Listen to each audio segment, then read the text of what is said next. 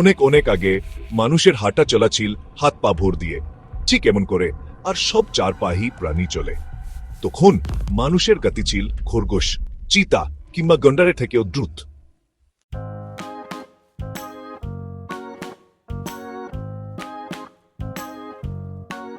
হাত আর পা ছিল একে অপরের সবচেয়ে ঘনিষ্ঠজন।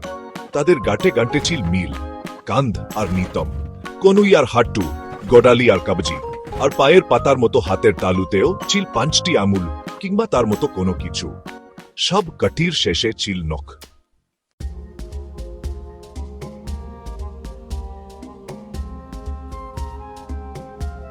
হাত ও পা দুটোরই গঠন কাঠামো ছিল বড় আঙুল আর বুড়ো আঙুল থেকে শুরু করে ছোট ছোট আঙুল আর কনিষ্ঠ পর্যন্ত একই রকম। সে সময় পায়ের বুড়ো আঙুলের মতো হাতের বুড়ো আঙুল ছিল অন্য আঙুলগুলোর সঙ্গে একেবারে গায়ে গায়ে মেশানো।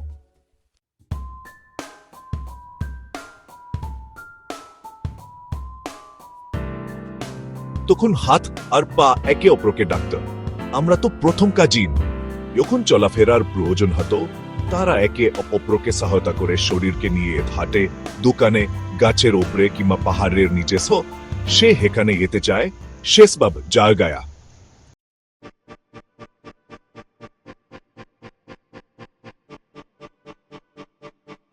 নদীর কাছে বনের ভেতরে ফাঁকা একটি জায়গায় প্রতিযোগিতার আয়োজন করা হয়।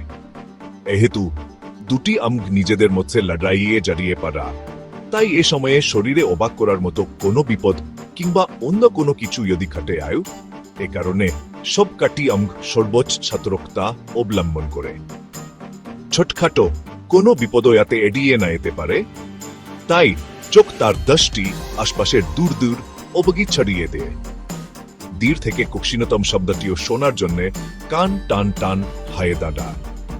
চোখের নজর বা কানের শোনা এড়িয়ে যাওয়া যে কোনো বিপদের গন্ধ যাতে অনায়াসে ধরা ফেলতে পারে, তাই নাক তার নাসিকা যতটা সম্ভব পরিষ্কার করে নেয়। আর বিপদ বলে চিৎকার জুড়ে দেওয়ার জন্য জিভ একেবারে রেডি হয়ে থাকে। বাতাস বনের চার কোণা, জলে ও অন্তরিক্ষে প্রতিযোগিতার খবর ছড়িয়ে দেয়, তাই চার পেয়ে প্রাণীগুলো সবার আগে ছুটে এসে হাজির হয়। তাদের মধ্যে বড়গুলোর অনেকেই তারা হে শান্তির জন্য এসেছে তা বোঝাতে সবুজ ডালপালা সঙ্গে নিয়ে আসে। ফলে তা চিতা, চিতাবাঘ, সিংহ, গন্ডার, হাওনা, হাতি, জিরাফ, উট, লম্বা সিংহের গরু আর খাটো সিংহের মহিষ, হরিণ, চাষা হরিণ, খরগোশ, চুঞ্চো আর ইন্দুরের এক রঙিন আর বিচিত্র সমাবেশে রূপ নেয়। জলে বাস করা হিপ্পো, মাছ আর কুমিরগুলো এসে ফিরে জমায়। তারা শরীরের ওপরের অংশ মেলে দিয়ে ডাহা আর বাকিটুকু রাখে নদীর জলে। দুই পায়ে চলা পাখি, হেমন উট, গিনি মুরগি আর ময়ূর উত্তেজনায় পাখা চাপটাতে থাকে। গাছে গাছে পাখিগুলো কিচিরমিচির ডাকাডাকি শুরু করে দেয়। আর চিংজি পোকাগুলো সারাক্ষণ গেয়ে চলে তাদের একটানা সুর। মাকড়সা, কেঞ্চো, শতপদী আর সহস্রপদীরা মাটি বা গাছে হামাগুড়ি শুরু করে। গিরগিটি চুপিসারে সম নিয়ে অত্যন্ত সতর্কতায় ধীরে ধীরে হাঁটহাঁটি জুড়ে দেয়। মা আর এক জায়গায়ও এক মুহূর্ত সুস্থির হয় না থেকে টিকটিকি কেবল এদিক ওদিক ছুটে বেড়ায়। বানর, শিম্পাঞ্জি, গরিলা এক ডাল থেকে আরেক ডালে লাফালাফি জুড়ে দেয়। এমনকি গাছ আর ঝোপঝাড় অবধি এক পাশ থেকে আরেক পাশে মধুমন গতিতে হেলে দুলে শেষে স্থির হয়ে দাঁড়িয়ে আয়।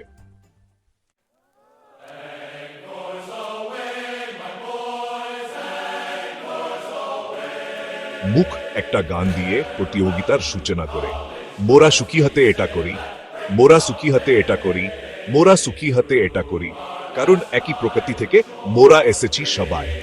হাত ও পা সপ্তাহ করে নেয়, ये ফলাফল শান্তভাবে মেনে নেবে, কোনো রাগ করবে না, বক্তের হুমকি দেবে না, ধর্মট বা ধীরগতির আন্দোলনে আবে না।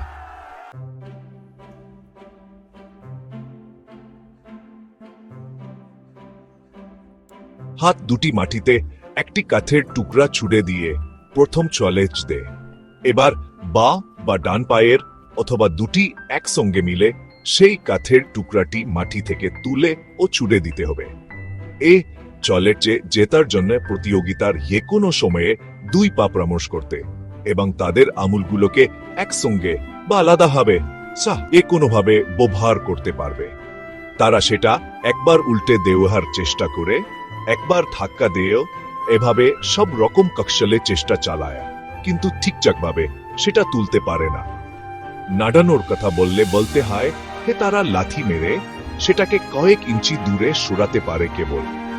আর তাদের এই কসরত দেখে হাতের আঙুলগুলো মুখ থেকে স্বর ধার নিয়ে হাসতে থাকে।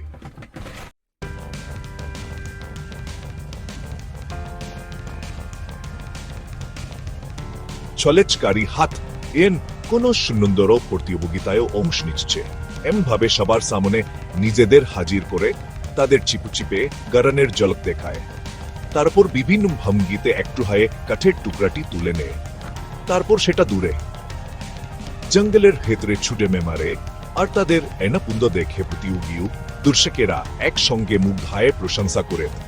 খন তারা হাতের বাটির মধ্য থেকে বালুর ছোট ছোট দানা তুলে নিয়ে এসছে, সুতা পুড়ি নিয়ে ভারী কাঠ সরানো ওজন, ছোট ছোট চাকারমত পুলি তটরি করে কিছু বর্ষা বানিয়ে তা অনেক দুদূর পর্যন্ত ছুটে মেরে।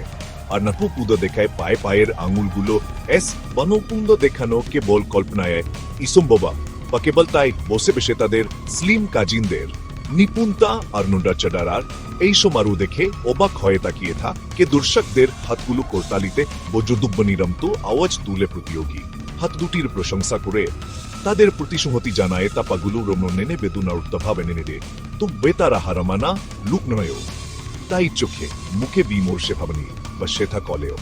আর তাদের বড়ি আমুল বালু ওর ছোট ছোট ছোট পথটা একে চললেও মাথার ভেতরে এক বিজয়ী চ্যালেঞ্জ খুঁজে বের করার চেষ্টা তারা চালিয়ে। হ্যাঁ,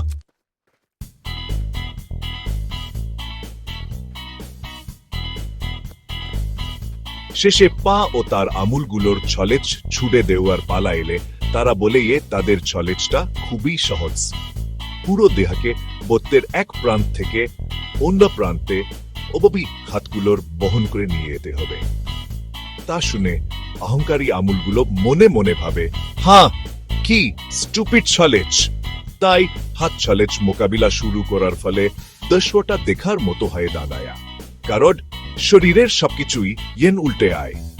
হাত গিয়ে মাটিতে ছেকে, চোখ মাটির একেবারে কাছাকাছি চলে আয়, তার নজর খুবই সীমিত হয়ে পড়ে, নাকে ধুলা তুকে হাঁচি শুরু হয়ে আয়, আর পা ও তার আমুলগুলো বাতাসে ভেসে বেড়ায়। তাই খেলাধুলার সময় বা আনন্দ প্রকাশ করার জন্য ছেলে মেয়েরা গান গায়। এ দর্শক দেখে দর্শকেরা নায়ো নায়ো নামে রসে গান চিৎকার করে সোৎসাহে গাইতে শুরু করে দেয়।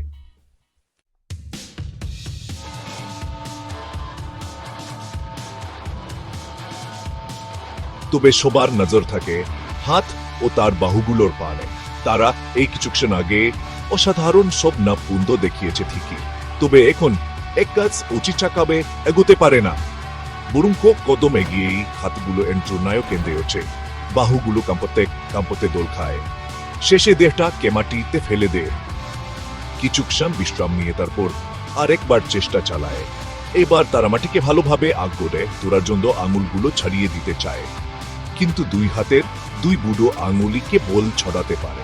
তখন তার হাতে ভর দিয়ে শরীর ঘুরিয়ে চাকা গোড়ানো রমতো ভাঙ্গিয়ারে বলে ঠুইল তাকড়ার চেষ্টা করে, কিন্তু শরীর ঘোরানো সে অ্যাক্রোব্যাট খেলা সম্পূর্ণ করার জন্য পায়ের সাহায্য নেওয়ার দরকার হয় বলে তা বাতিল হয় আয়। বাস এবার পায়ের আঙুলগুলো হাসার পালা, তাই তারা হাতের আঙুলগুলো কিচির মিচির হাসির সঙ্গে নিজেদের হাসির সুস্পষ্ট পার্থক্য অবতাত্রিকরা জন মুখের কাছা থেকে মোটা আভরাট বোর ধারণ নিয়ে হেসে ওঠে।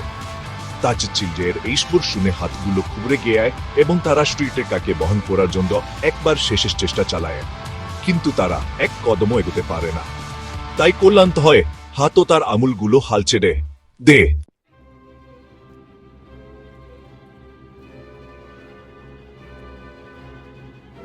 পাগুলো তখন খুশি হয়, তাদের ক্রিজিয়া নাপুন্দ দেখানো শুরু করে।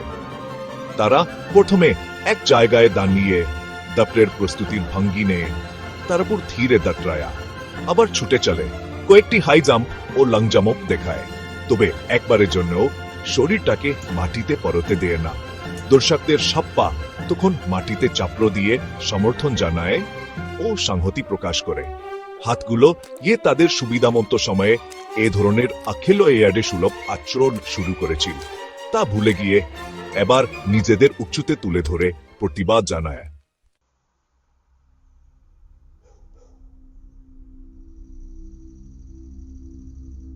কিন্তু দর্শক সবাই লক্ষ্য করে হাত দুটি ওখন শরীরটাকে বহন করার চেষ্টা করছিল। তখন বুড়ো আঙুল দুটি হেভাবে ওনা আঙুলগুলো থেকে আলাদা হয়ে ছড়িয়ে পড়েছিল, তা আগের মতোই আলাদা রয়ে গেছে। বিষয়টি তাদের কাছে অদ্ভুত মনে হয়। তাই প্রতিদ্বন্দ্বী পা আবার যখন হাসাহাসি শুরু করতে আয়, ঠিক তখনই তারা আরেকটি বিষয় লক্ষ্য করে বুড়ো আঙুল আলাদা থাকায় হাতগুলোর কাজের ক্ষমতা কমে হওয়ার বদলে তা বরং তাদের কোনো কিছু ধরার ও আঁকড়ে নেওয়ার ক্ষমতা আরো বাড়িয়ে দিয়েছে। তাই সবাই অবাক হয়, একই বিকতির এমন গবনের শক্তিতে রূপ নেওয়া কেন।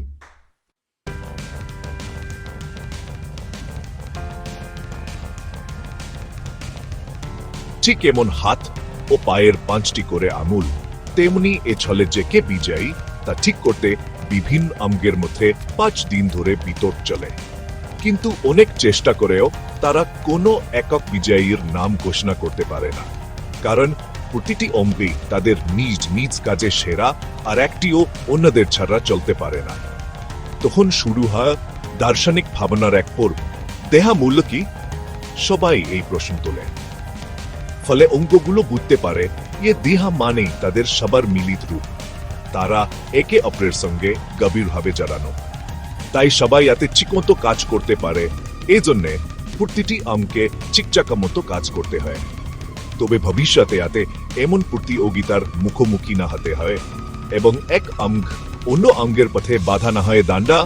তাই সব অঙ্গ মিলে সিদ্ধান্ত নেয় এখন থেকে দেয়া সোজা হয়ে হাঁটবে, পা মাটিতে দুচ্চা হয়ে দাঁড়াবে, আর বাহুগুলো থাকবে ওপরের দিকে আকাশ পানে উঁচিয়ে। দেয়া এই সিদ্ধান্তে খুশি হয়, তবে নিজেদের উৎপত্তির কথা ভুলে না যাওয়ার জন্য সে শিশুদের 4 পায়ে হাঁটার অনুমতি দেয়।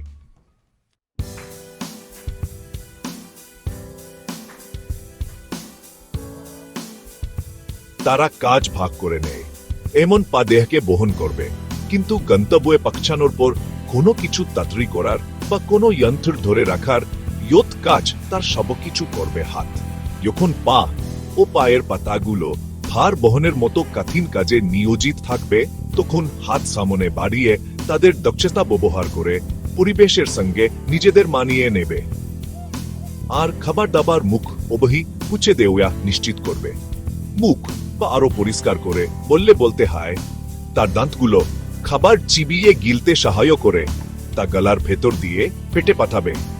সে খাবার দাবার থেকে পুষ্টিগুণ বের করে নিয়ে পেট নিজের সঞ্চালন নালীর ভেতর দিয়ে এমনভাবে ছড়িয়ে দেবে যাতে শরীরের প্রতিটি কোনায় কোনায় সে গুণ গিয়ে হাজির হয়।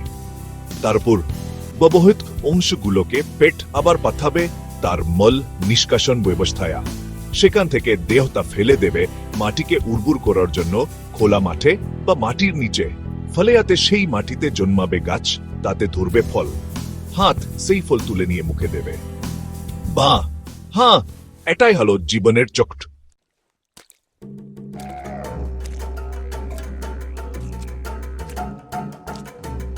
বিনোদন ও খেলাধুলাও সে অনুযায়ী ভাগ করে নেওয়া হয়।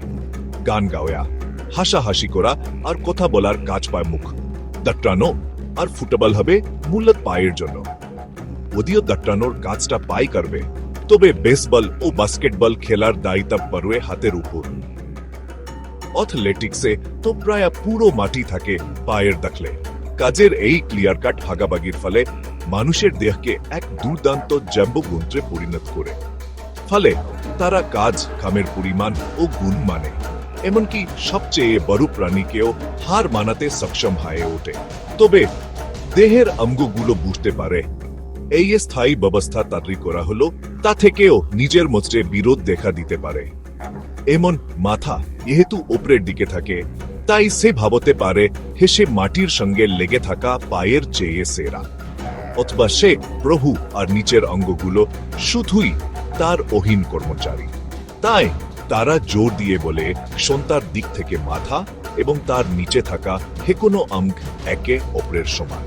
এই বার্তাকে দৃঢ়ভাবে প্রতিষ্ঠা করার জন্য শরীরের অঙ্গগুলো ঠিক করে কোনো একটি অঙ্গ সুখ বা দুঃখ বোধ করলে পুরো দেহ তা অনুভব করবে। তারা মুখকে সতর্ক করে দিয়ে যখন সে বলে আমার এই বা আমার ওটা, তখন তার এই বলা হবে পুরো দেহের পক্ষ থেকে, নিজেকে একক মালিক ভেবে না।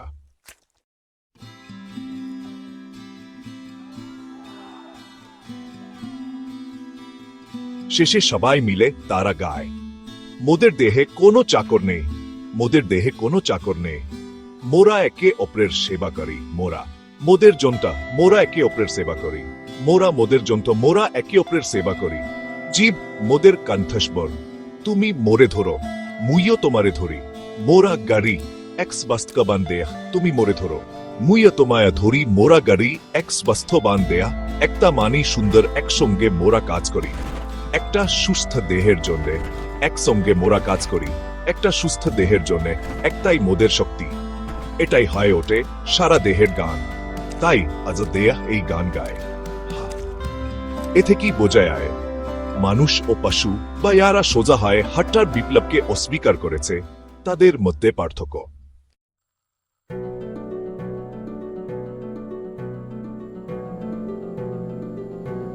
কিন্তু চোখের সামনে সবকিছু দেখা সত্ত্বেও চার পায়ে চলা জীবরা এই বিপ্লব কিছুতেই মেনে নিতে চায়নি। গানটাকে তারা একেবারেই হাস্যকর বলে মনে করে। তাদের মতে মুখ তৈরি হয়েছে গান গাওয়ার জন্য নয়, বরং খায়া দাওয়ার জন্য। তাই তারা গড়ে তোলে প্রকাতুতি সংরক্ষণ দল এবং তাদের অভ্যাস কখনোই বদলায় না, বরং আগের পথেই অবিচল হয়ে থাকে তারা।